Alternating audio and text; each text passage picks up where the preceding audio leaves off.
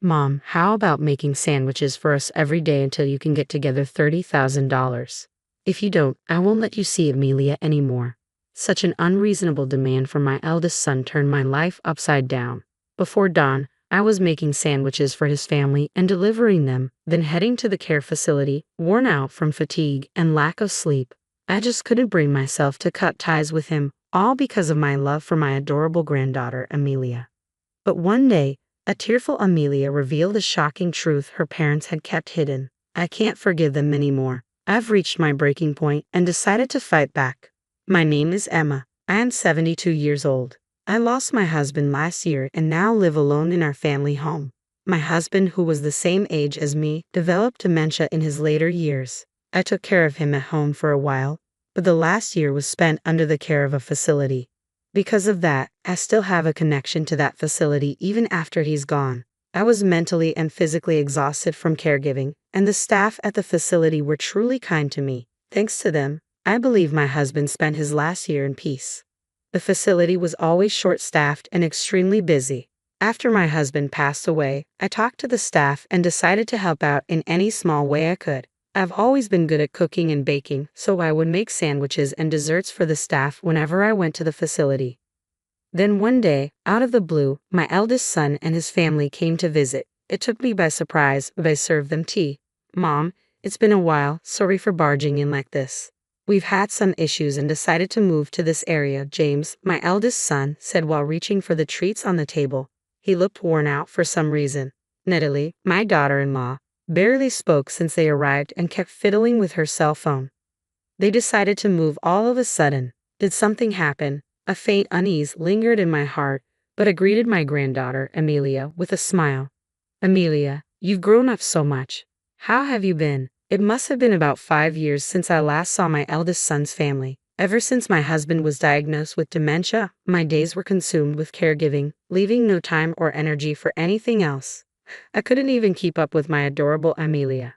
Granny, it's been a while. I've been good. I'm in the 9th grade now, Amelia replied. Oh my, how time flies. You'll be taking exams this year. Then you better do your best. Upon hearing this, Amelia's expression turned somber. I wondered, is moving during such a critical period in her education a good idea? Just then, a cat's meow echoed from the kitchen. Amelia whispered with joy, "A cat," and hurried towards the sound. Mom, since when did you get a cat? James asked, staring intently towards the kitchen. Natalie didn't lift her face from her smartphone. In Amelia's absence, I probed my son and his wife about the reasons behind their move. Their response was vague, but in essence, they moved hastily due to financial troubles stemming from a failed business venture. I then inquired about James's job. Well, things have been rough. My health's been on the decline, and the doctor advised some rest. More importantly, Mom, I have a favor to ask. James was hoping for a loan. The failed business and move drained their finances, and they were nearly out of money. He needed about $5,000 for daily expenses. Honestly, I hesitated. Even though he's my eldest, lending such a large sum on the spot felt daunting. Are the two of them even thinking about their future? But no matter how much I broke, all I got was, just lend us the money. Despite my reservations, I took out $5,000 from my savings and handed it to James with a smirk. James quickly pocketed the money. Well, do your best for Amelia's sake. If there's anything I can do to help, just let me know. Yeah, thanks. We're heading out now, but we'll be around often. Please keep some food ready for us. With that, James called Amelia, who was petting the cat in the kitchen, and the three of them left. As I cleared the dishes, a sense of unease about what the future held settled in. Hey, Mom, it's me. I'll be coming over tonight. Have dinner and a bath ready, okay? Oh, and I've run out of the money you gave me, so I'll need a bit more later. Without waiting for my response, James hangs up the phone. I sigh heavily and set my mobile phone on the table. It's been 2 weeks since my eldest son's family imposed themselves on me. Since then, James has been coming over almost daily for meals and money. On weekends, his adorable daughter, Amelia, joins. At first, I prepared special meals and lent him a few $1,000s each time. But I've reached my limit. James claimed he couldn't work due to medical reasons, but he looked perfectly healthy to me. I couldn't understand why he was blowing through the large sums I lent him every week. That evening, fed up, I sternly confronted James and his wife when they arrived. I told them I didn't want them visiting so frequently and to stop asking for food and money. What? You said you'd help. Didn't you? Was that a lie? Predictably, James became aggressive in his words and demeanor. His wife, Natalie, silently played with her phone while eating the meal I prepared. There are limits, you know, making me prepare meals every day, asking for money every week. Enough is enough. I'll go bankrupt at this rate. Fine, I'll give up on the money for now, but instead, bring me sandwiches every day. Enough for 3 meals. What? I can't do that. I've told you, I volunteer at a facility every weekday morning, then drop them off before you go. Wake up at 3 a.m. if you have to. Before I could respond, James added, if you don't do anything for us, you won't see Amelia anymore. We'll cut ties with you. Knowing how much I adore my only granddaughter, Amelia, James smirked. Honestly, I'd love to cut ties with this couple, but I worry about sweet Amelia. Let me think. I can't come up with money that easily. Then at least gather around $30,000 for now, and remember the sandwiches daily. Let's go, Natalie. From that day on, my life dramatically changed. I would wake up before dawn to prepare sandwiches for James' family, deliver them, and then head to the facility, exhausted and sleep-deprived. My love for Amelia stopped me from cutting ties with my son. This exhausting routine continued for about a month. Then unexpectedly, Amelia visited alone one weekend. I greeted her with a smile, but she looked somber. To be honest, Dad told me not to visit you anymore, Amelia confessed as she gently stroked our family cat in the kitchen. They make you prepare sandwiches every day while they just laze around at home. I'm so sorry. You don't need to apologize, Amelia. Well, I am a bit worried about those two, but how's the new school? Are you keeping up with your studies? I tried to shift the topic with a cheerful tone, but Amelia remained silent, tears streaming down her face. Caught off guard, I comforted her by rubbing her back. Eventually, she broke down, crying even louder. Not understanding the reason, I patiently waited for Amelia to calm down. When she finally stopped crying, she revealed a shocking truth. Amelia hadn't been attending middle school since they moved here. Not just that, she claimed James forced her to lie about her age and work several part-time jobs. All the money she earned went straight into James's pocket. Furthermore, James took away her cell phone when they moved. One night, he suddenly said, "We're moving," and she was forced onto a truck without even saying goodbye to her friends or teachers. James had firstly made her promise not to tell me, her grandmother, about all this. I was dumbfounded by the shocking revelations pouring from Amelia's tear-filled eyes. It seemed as if they had moved secretly in the dead of night. What could have possibly happened to my eldest son and his wife? That's how it was, Amelia. You've been struggling all this time. I'm sorry I didn't notice earlier, but thank you for telling me. No, I should apologize. I didn't want to upset you. You know, I'd overheard Dad and Mom talking about you yesterday. They were planning to secretly take some sort of property deed from your place and then pretend you have dementia to place you in a facility. I just couldn't hold it in anymore. Unable to hold back, Amelia began to cry again. I hugged her tightly. No matter what, I couldn't forgive my eldest son anymore. Until now, I endured everything for dear Amelia's sake, but I have reached my breaking point. James is clearly an adult and a parent himself. He must face the consequences of his actions. I made up my mind silently. Amelia, you don't need to worry. Leave everything to me. Oh, by the way, where are you planning to take your school entrance exams? I smiled at Amelia, trying to encourage her. Her eyes, red from crying, looked a little comforted. Well, I want to go to a place called Winchester Culinary School. With everything going on and the lack of money, I might not even be able to apply. Oh, the Winchester Culinary School. I know it. It's a vocational school for cooking and baking, right? The person who founded it was in the same class as your grandfather and me. It's a good school, really. That's amazing. I love the dishes you make. I want to make people smile with my cooking just like you. After that, Amelia shared her dreams with me. She told me that despite her tough circumstances, she never gave up and continued studying diligently. I encouraged Amelia and made her promise to continue her studies. After seeing Amelia off, I quickly took action. First, I decided to investigate my eldest son and his wife, so I hired a private investigator. A week later, after receiving the investigation results and pondering them, I made several contacts. Once everything was in order, I called James. I have something substantial to discuss with you. You must bring Natalie and Amelia with you. Thinking he'd finally get his hands on the big bucks, James eagerly agreed to the conditions, deciding to meet at a coffee shop over the weekend. Seated by the coffee shop's window, engrossed in my phone, I awaited their arrival. When James and his family approached, I set my phone down on the table and exchanged greetings. Hey, give me the money already. Do you want to be cut off from us immediately? James reached for the thick brown envelope by my side, filled to the brim. Pulling the envelope closer, I held onto it firmly. If you really want, we can sever ties. But before that, I have some things to confirm with you. Only after that will I hand this over. I began by pointing out that ever since their move, they hadn't enrolled Amelia in middle school and had been making her work illegally on the side. The couple tried to brush it off, clearly eager for the money, but eventually admitted the truth. We had no money, so we had no choice. Once we get the money, she'll quit her job and go back to middle school. Suspicious with doubt, I continued to question why James wasn't working. Are you truly on medical leave? Which hospital did you go to? Show me some proof, like a receipt or a health insurance card. I don't have any. You're not faking it, are you? Lying just because you don't want to work? As the atmosphere grew tense, James raised his voice.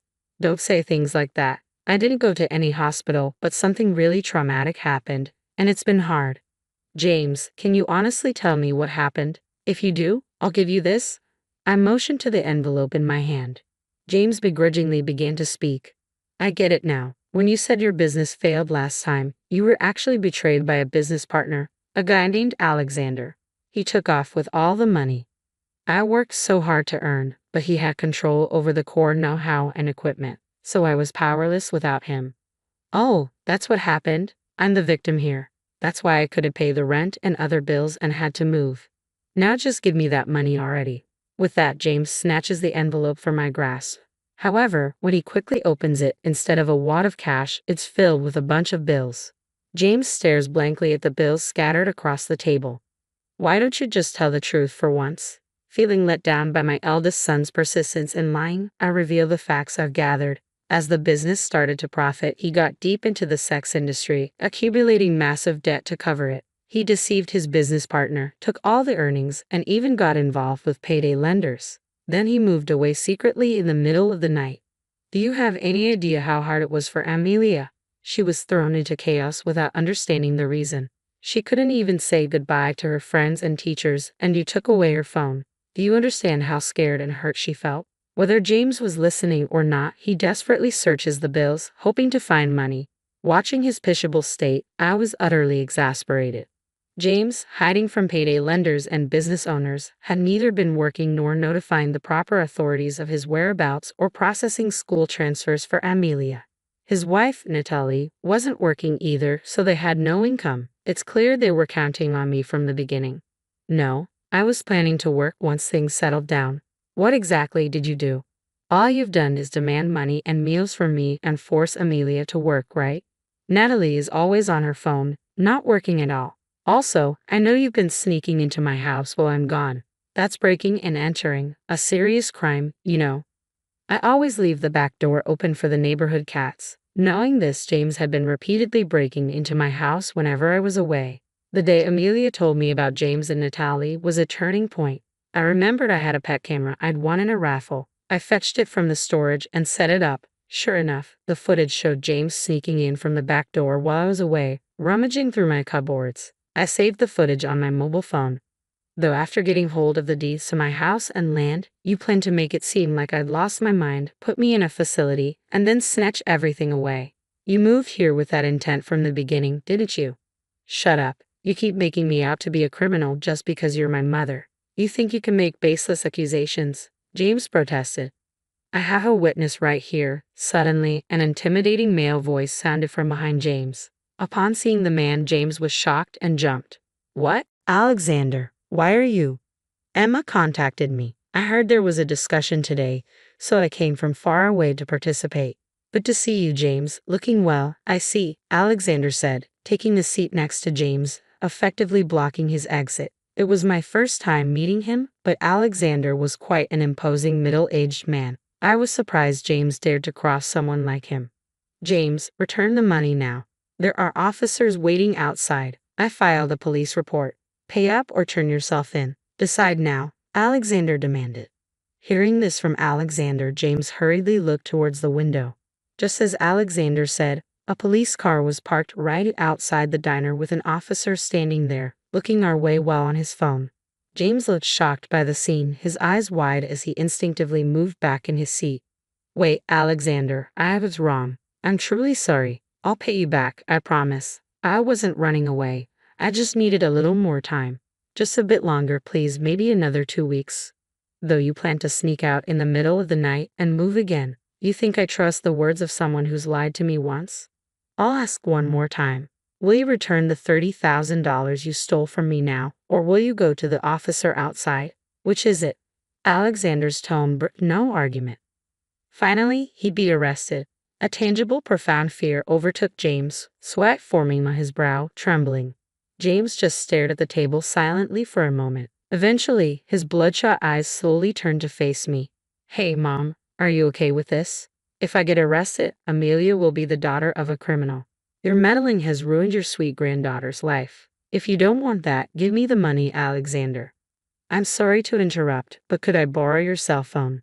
Mine isn't working right now. I need to dial this number. Cutting off James' desperate plea, I abruptly addressed Alexander, ignoring the dumbfounded James.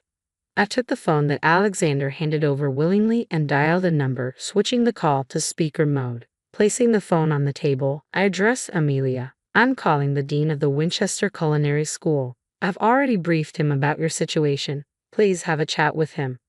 Amelia was visibly flustered. What? Shortly, the call connected, and a flustered Amelia picked up the phone. A deep, calm male voice came through from the other end. Hello, this is William.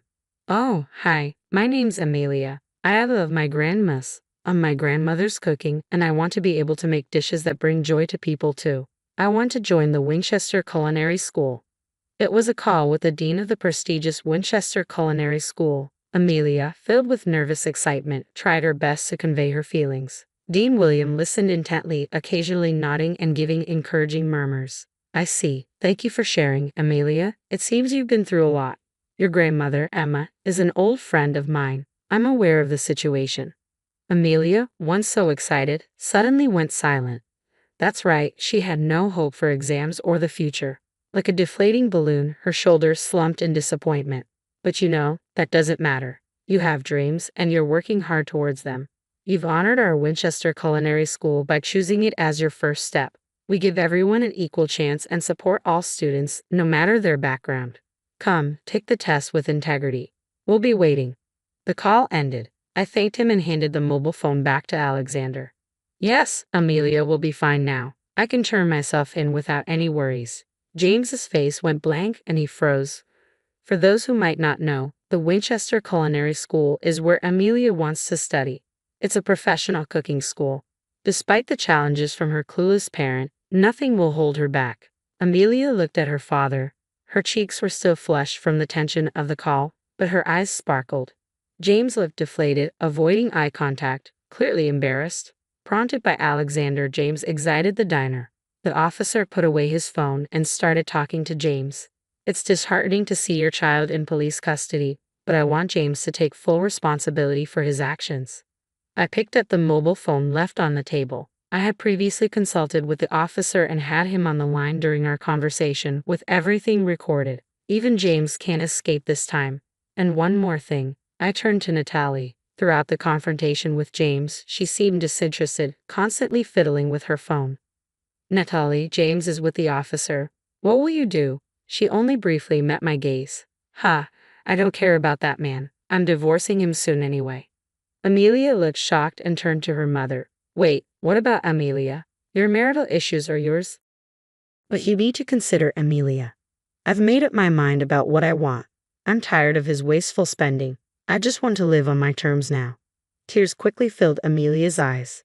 With a father like James and now her mother, how much more hurt would they inflict on their daughter? I felt more disheartened than angry, sighed deeply. Later, a resigned James confessed all his crimes at the police station and is still being interrogated. He owed $50,000 from the sex industry, took $30,000 from his former business partner Alexander, and borrowed $20,000 from payday lenders. The total amount he siphoned from me was around $20,000. Of course, both Alexander and I intend to claim every penny. As his mother, it's heartbreaking. I hope this serves as a lesson for him to deeply reflect and atone for his sins. Natalie, being James' ex-wife, was also interrogated during this. It was discovered she had been scammed. This was a romance scam where you get sweet-talked by someone you meet on social media, and after establishing a romantic relationship, they skillfully swindle large amounts of money. The person Natalie had been communicating with on her mobile phone claimed to be a super famous, handsome actor. One day, she received a personal direct message just for her and was passionately pursued. Natalie fell head over heels. She kept sending money, doing whatever he asked. Of course, this was an imposter pretending to be the actor. This case mirrored numerous others reported to the police. Realizing she'd been deceived, Natalie was utterly devastated. Since she had already divorced James, she had no one to turn to and had lost her means of livelihood. After that, I decided to live with Amelia. I sold my house and land and moved to an apartment near Winchester Culinary School. The house and land, located in a prime urban area, had a huge asset value, fetching me several $1,000,000. I made sure that Amelia would be the beneficiary of these assets so she'd never face financial hardships. We moved in the middle of the night, as if sneaking away. My parents were deeply distressed with everything escalating to the police, but Amelia never gave up and continued to work hard. I too did everything I could, managing her transfer to middle school and helping with her exams. Thanks to our efforts, Amelia managed to take the entrance exam for Winchester Culinary School and got in. Just as Principal Williams said, Amelia dedicates herself to her studies at Winchester Culinary School, heading straight towards her dream, enjoying her youthful days surrounded by friends. Watching my beloved Amelia grow up by my side, I live with peace in my heart, basking in happiness.